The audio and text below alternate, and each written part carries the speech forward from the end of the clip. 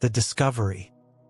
The rain fell in sheets, a relentless downpour that turned the streets into rivers and the sidewalks into slippery hazards. Thomas Mercer pulled his coat tighter around himself, cursing under his breath as he hurried down the dimly lit street. He had taken a wrong turn somewhere, and now he was hopelessly lost in a part of the city he didn't recognize. The buildings here were old, their facades crumbling, and the streetlights flickered ominously. He pulled out his phone to check the map, but the screen was blank. His battery had died. "Great," he muttered, shoving the useless device back into his pocket. He needed to find shelter, and fast. His eyes scanned the street, and that's when he saw it. A phone booth. It was an old-fashioned red phone booth, the kind you'd expect to see in London, not in the middle of an unnamed American city. It stood out like a sore thumb, its bright color a stark contrast to the gray, decaying buildings around it. Thomas hesitated for a moment, then dashed toward it, the rain soaking through his clothes. He yanked the door open and stepped inside, grateful for the shelter. The booth was small, barely enough room to turn around, but it was dry. Thomas leaned against the glass, catching his breath. He glanced at the phone, a rotary dial model, ancient by modern standards. It looked like it hadn't been used in decades, yet the receiver was clean, free of dust. Curious, he picked it up and held it to his ear. There was no dial tone, just silence. He was about to hang up when a voice crackled through the line, faint but unmistakable. "Hello?" Thomas froze. The voice was familiar, achingly so. It was soft, gentle, and carried a warmth that made his chest tighten. "Mom," he whispered, his voice trembling. "Thomas? Is that you?" The voice replied, and now there was no mistaking it. It was her. His mother, who had passed away 5 years ago from cancer. He would recognize her voice anywhere. "Mom, how is this possible?" He stammered, his mind racing. This had to be a trick, some kind of cruel prank. But it sounded so real. "I don't know, sweetheart," she said, her voice filled with the same warmth he remembered. "But I'm here. I've missed you so much." Tears welled up in Thomas's eyes. He hadn't realized how much he needed to hear her voice until this moment. All the grief, the pain of losing her, came rushing back, but so did the love, the comfort she had always given him. "I've missed you too, Mom," he said, his voice breaking. I don't know what to say." "You don't have to say anything, Thomas. Just talk to me. Tell me about your life. How are you?" And so he did. He told her about his job, his struggles, the little victories and the big disappointments. He told her about the girl he had been dating, how it hadn't worked out, and how lonely he had been feeling. She listened, just as she always had, offering words of comfort and encouragement. For the first time in years, Thomas felt a sense of peace. The rain outside seemed to fade away, the world narrowing to just him and his mother's voice.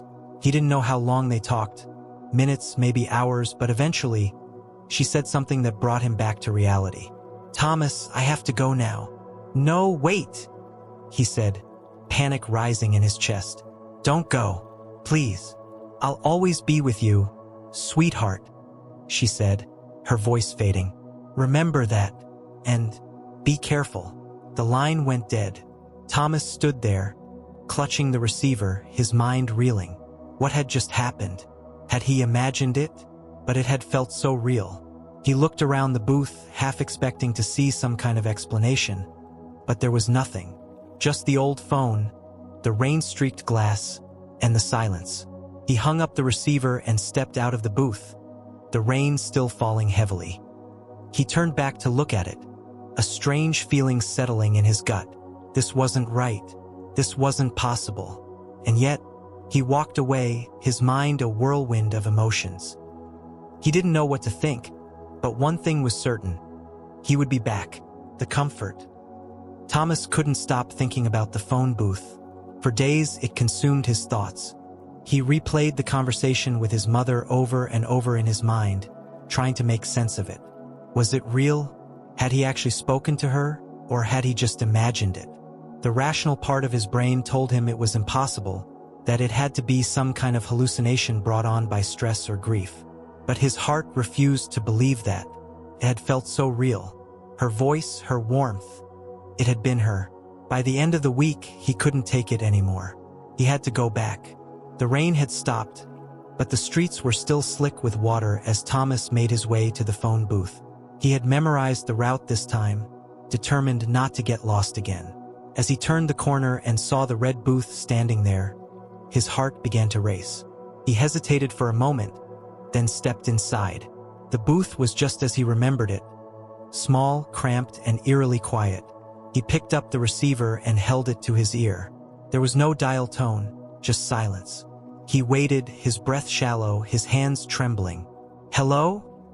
he said softly, almost afraid to speak. For a moment, there was nothing. Then, faintly, he heard a voice. "Thomas." It wasn't his mother this time.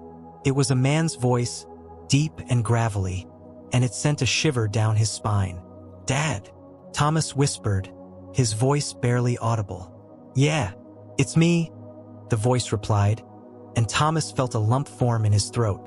His father had died when Thomas was just a teenager, killed in a car accident. He had always regretted not having more time with him, not being able to say goodbye. "Dad, I can't believe it's you," Thomas said, tears streaming down his face. "I've missed you so much." "I've missed you too, son," his father said, his voice filled with emotion. "I'm so proud of you, you know that? You've done so well." Thomas broke down then, sobbing into the phone. All the pain, the grief, the years of longing came pouring out. His father listened, offering words of comfort, just as he had when Thomas was a child. They talked for what felt like hours, Thomas pouring out his heart, his father offering guidance and love. When the call ended, Thomas felt a sense of peace he hadn't known in years. He stepped out of the booth, the world around him seeming brighter, more alive. For the first time in a long time, he felt whole. Over the next few weeks, Thomas returned to the phone booth again and again. Each time he spoke to someone different. His grandmother, an old friend who had passed away, even his childhood dog. Each conversation brought him comfort, healing wounds he hadn't even realized were still open. But as the days turned into weeks, something began to change. The calls started to feel different. The voices on the other end of the line became less comforting, more demanding. They began to ask for things. The demands. It started subtly, almost imperceptibly. Thomas didn't notice it at first. He was too caught up in the joy of reconnecting with those he had lost. But slowly, the tone of the conversations began to shift. The first time it happened, he was speaking to his grandmother. She had always been a kind, gentle woman, the kind who baked cookies and told stories by the fireplace. But during their call, her voice took on an edge he had never heard before. "Thomas," she said, her tone sharp, "you need to do something for me." He blinked, taken aback. "What do you mean, Grandma?" "There's something I need," she said, her voice growing more insistent. "Something I left behind. You have to find it." Thomas hesitated. "What is it?" "A locket," she said. "Gold, with a rose engraved on the front. I left it in the attic of the old house. You need to get it for me." Thomas frowned. The old house, his childhood home, had been sold years ago. He hadn't been there in over a decade. "Grandma, I don't know if I can." "You have to," she interrupted, her voice rising. "It's important, Thomas. You don't understand. I need it." Her tone sent a chill down his spine. This wasn't the grandmother he remembered. There was something desperate, almost frantic, in her voice. But he couldn't say no to her. Not after everything she had done for him. "Okay," he said reluctantly. "I'll try." The call ended abruptly, leaving Thomas standing in the booth, the receiver clutched tightly in his hand. He felt uneasy, but he pushed the feeling aside. She was his grandmother. If she needed something, he owed it to her to try. The next day, he drove to his old neighborhood. The house looked different now. The paint was faded, the garden overgrown. He knocked on the door, and after a few moments, a young woman answered. "Can I help you?"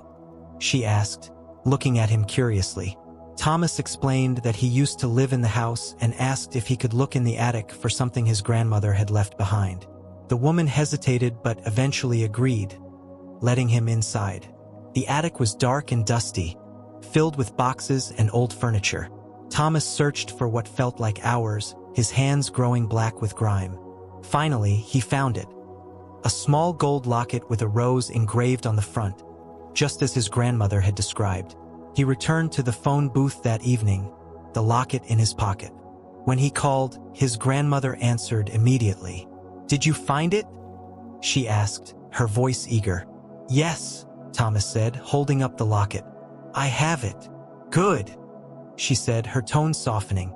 "Now you need to bring it to the cemetery. Bury it next to my grave."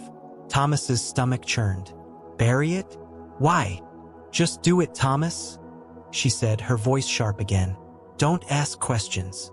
He didn't like it, but he couldn't refuse. The next day, he went to the cemetery and buried the locket next to her grave. As he stood there, the wind picked up, rustling the leaves on the trees. He felt a strange sense of unease, as if he were being watched. The calls continued, but now they were different. Each time, the person on the other end asked for something, a photograph, a piece of jewelry, a letter, and each time, Thomas felt more and more uncomfortable. The requests grew stranger, more demanding. His childhood friend asked him to visit the site of his fatal car accident and leave a bouquet of flowers. His uncle demanded that he retrieve an old pocket watch from a pawn shop and throw it into the river. Thomas began to dread the calls, but he couldn't stop himself from answering. There was a pull, a compulsion he couldn't resist. Every time he thought about staying away, he felt a deep, aching loneliness that drove him back to the booth. One night, as he stood in the booth, the receiver pressed to his ear, he heard a voice he didn't recognize. "Thomas," the voice said, low and menacing. "You've been very helpful." Thomas froze. "Who is this?" "A friend," the voice replied. "Or perhaps a collector. You've been gathering things for us, Thomas, and we're very grateful."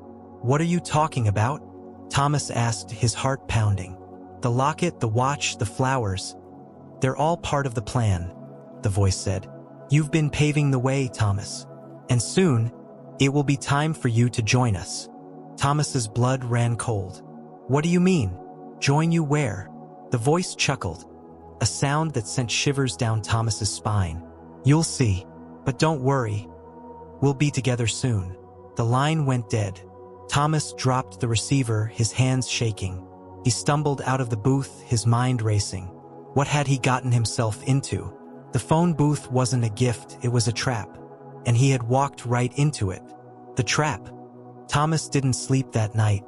He lay in bed, staring at the ceiling, the voice from the phone booth echoing in his mind. "We'll be together soon." The words filled him with a dread he couldn't shake.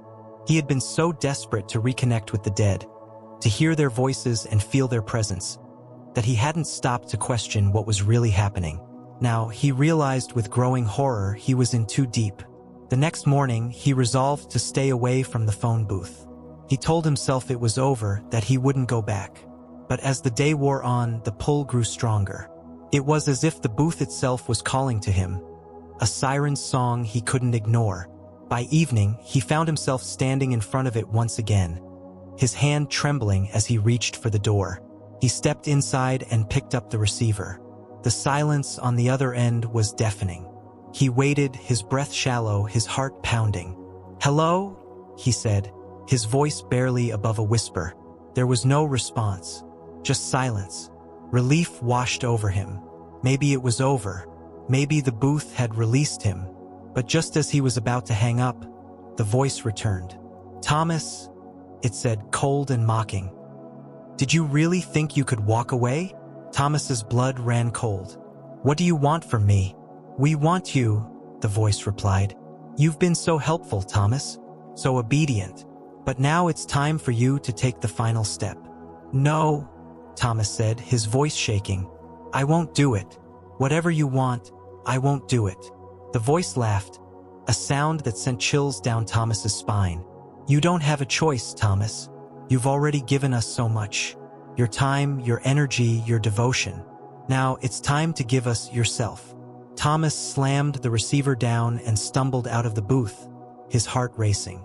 He had to get away, far away. He couldn't let them take him. But as he turned to leave, he noticed something strange. The street, which had been empty just moments ago, was now filled with shadows. Dark, shapeless figures moved in the corners of his vision, closing in on him. He broke into a run, his feet pounding against the pavement. The shadows followed, their whispers filling the air, a cacophony of voices he couldn't understand. He ran until his lungs burned, until he couldn't run anymore. When he finally stopped, he realized he was back at the phone booth. It stood there, glowing faintly in the darkness, its red paint almost luminous. Thomas felt a wave of despair. There was no escape. The booth had claimed him. He stepped inside, his movements slow and deliberate. He picked up the receiver, his hand trembling. "What do I have to do?" he asked, his voice hollow. The voice on the other end was calm, almost soothing. "Just say the words, Thomas. Say you're ready to join us." Thomas closed his eyes, tears streaming down his face. He didn't want to die. He didn't want to leave the world behind. But he couldn't fight it anymore. The booth had him in its grip, and there was no way out. "I'm ready," he whispered. The line went dead. Thomas stood there, waiting for something to happen. But nothing did. The booth was silent, the street outside empty. He stepped out, confused and disoriented. Had it worked? Was he free? But as he walked away, he noticed something strange. The world around him seemed different. The colors were muted, the sounds distant. He felt a coldness in his chest, an emptiness that hadn't been there before. He looked down at his hands and gasped. They were translucent, almost ghostly. He reached out to touch a nearby lamppost, but his hand passed right through it. Thomas realized with horror what had happened. The booth hadn't killed him, it had taken his soul. He was no longer among the living. He was one of them now, the escape. Thomas stood frozen in the middle of the street, staring at his translucent hands. The world around him felt distant, as if he were viewing it through a fogged-up window. The colors were muted, the sounds muffled. He reached out to touch a nearby lamppost again, but his hand passed through it like smoke. Panic surged through him, cold and unrelenting. "No, no, no," he muttered, his voice trembling. "This can't be happening. This isn't real." But it was real. The phone booth had done something to him. It had taken his soul, or at least part of it, and now he was trapped in some kind of limbo, neither fully alive nor fully dead. He could still see the world of the living, but he was no longer a part of it. The shadows he had seen earlier began to gather around him again, their forms shifting and writhing. They whispered to him, their voices overlapping in a chaotic chorus. "You're one of us now," they said. "You belong here." Thomas backed away, his heart pounding. "No, I don't belong here. Let me go." The shadows laughed, a sound that sent shivers down his spine. "There's no going back, Thomas. You made your choice." "I didn't choose this," he shouted, his voice echoing in the empty street. "You tricked me." The shadows closed in, their forms solidifying into shapes that resembled people. People he recognized. His grandmother, his father, his childhood friend. They stared at him with hollow eyes, their faces twisted into expressions of pity and hunger. "You helped us," his grandmother said, her voice cold and distant. "Now it's your turn to help others." "What do you mean?" Thomas asked, his voice barely above a whisper. "The booth needs more," his father said. "It's always hungry, and now you'll bring others to it." Thomas shook his head, his mind reeling. "No, I won't do it. I won't hurt anyone." His childhood friend stepped forward, his face pale and gaunt. "You don't have a choice, Thomas. The booth owns you now, controls you." Thomas felt a surge of anger, cutting through the fear. "No, I won't let it control me. There has to be a way out."